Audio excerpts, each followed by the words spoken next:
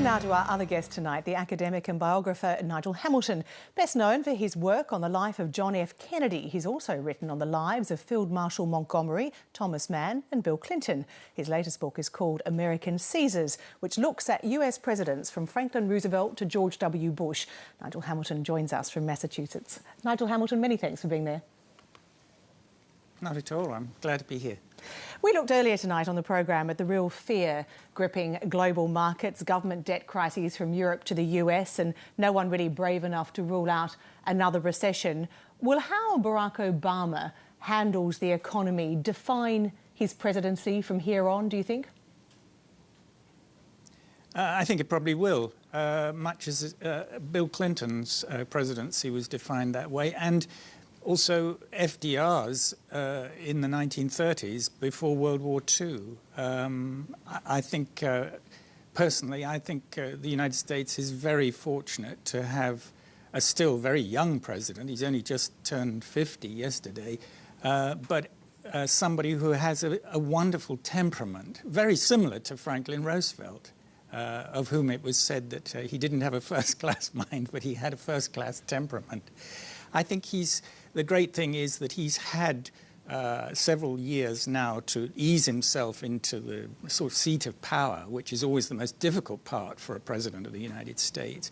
And if the current situation turns into a real recession, I don't think the United States could have a better leader. The problem is really Congress. Well, indeed, I was going to ask you, how do you rate his performance up against the 12 who came before? He's been there for 2.5 years. How does he stack up? Well, it's probably too early to say, but I certainly think he stacks up a great deal better than his predecessor, whose performance certainly, not only at the beginning of his presidency in terms of invading Afghanistan and Iraq, but also and building up this huge deficit, national deficit here. But, you know, at the end of his presidency, George W. Bush really seemed incompetent in terms of dealing with a growing meltdown of the American economy. And the way President Obama stepped in, expanded, stimulated the economy, bailed out the automobile companies and so forth was, I think, a remarkable performance. I mean, over here, most people criticize him for being too professorial, not emotional enough. But I think at the end of the day, that is what people are most comfortable with. And, you know, people often say now that the stature of President Eisenhower, who was rather ridiculed for being an elderly president, is rising and rising as people look back and see how, again, his temperament of compromise, of taking things coolly and not being emotional, really marked him out as one of the great American presidents of modern times. At the same time, there are some who would argue that Obama is a weakened president after the deal to raise the debt ceiling, a deal which was so far off what he originally wanted. Some call it abject surrender, others write of Obama's shrunken ambitions. Well, there's some truth in that, and compromise is always a very difficult thing, and the more so in an America which has become more and more partisan, particularly with the Tea Party. But, you know, looking back across history, Franklin Roosevelt had to deal with Father Coughlin and a lot of right-wingers, and almost every president has had to deal with people who seem more concerned with bringing the president down than promoting the good of the nation. And so I think President Obama will handle this very well. I have great confidence in him. I just think that he has the right character and personality. And if one thinks that the alternative would have been John McCain and Sarah Palin, I mean, really, we have to feel very grateful. I want to ask you about the Tea Party in a minute, but you wrote recently, in fact last September, where are our Eisenhowers today? Where are our Kennedys, our Trumans? Where is American courage?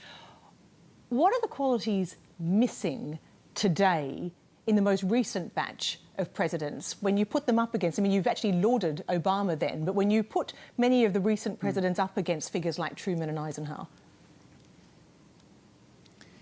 Well, I suppose it is a moral courage we're talking about. I mean, Bill Clinton was a remarkably good president in terms of the American economy, let's face it. But in terms of leading the country towards a sort of more noble cause, like, for instance, the time he took to resolve matters in Europe, in Bosnia. I mean, the fact is, let's face it, the United States is a world empire. Americans don't like to use the word, but it is an empire, and in many ways it's a great empire. It is a noble empire, and that requires a quality of moral courage, of setting out the ideals of the nation and constantly revisiting those. And I'm not sure that Bill Clinton was able to really do that, even though, as I say, he was a good economic leader. And George Bush simply was not up to the task. He was a very popular Texas governor, and that's exactly where he should have stayed. So I do think we're missing those qualities of moral leadership. Ronald Reagan? A leader. Well, I found when I was writing the book that I had far greater respect for Ronald Reagan than I did when I was a student, when he became governor of California and then president. You know, I was living in England in those days, and he was seen very much as the cowboy president, you know, straight out of Hollywood. But, you know, when you examine his life and his commitment to anti-communism, but also the fact that he had a terrific sense of humor. He was a very cool character with a wonderful ability to transmit confidence, optimism. And that's a very important role for a president. I mean, again, you know, the problem with George W. Bush was that, you know, he could barely put a sentence together. I think there were a lot of people who were really fearful that he wasn't the president, that Dick Cheney was really the brains behind this man, and that he wasn't up to the task. Well, you simply cannot say that about Barack Obama. I don't think he's put a foot wrong in terms of the running of the White House, for instance. Chose a wonderful chief of staff to start with, and it operates, you know, pretty seamlessly compared, say, with the first 2 years of Bill Clinton or of Jimmy Carter. Well, you've touched on this, but in the book American Caesars, you end the section on John F. Kennedy by saying he was, quote, the last of the great Caesars. Do you think there'll be another great? Could Obama be a great? I don't think he can become a great Caesar, because I think probably the United States is beginning its decline, shall we say. And that, in a sense, was always inevitable. You know, the United States only moved out of isolationism because of World War II, and because Franklin Roosevelt despaired, really, of the British Empire as a force for sort of humanitarian policing in the world. And so I think President Obama will be seen as a very good president in retrospect, but I don't think greatness can come into the forum, because the United States won't be that kind of great nation again, that great empire. I think we're going to see some very interesting decades to come. Well, indeed, you also said earlier that, of course, the problem for, well, it would be any president now, is Congress.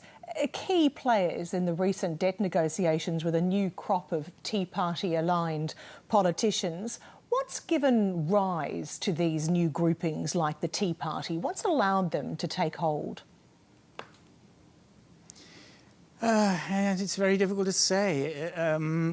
You know, I live on the East Coast. It's so difficult to generalize about the United States. You know, I live on the East Coast, and the Tea Party is considered, you know, object of ridicule really. But they have taken hold, haven't they? I mean, they are influencing the political process. Oh, certainly.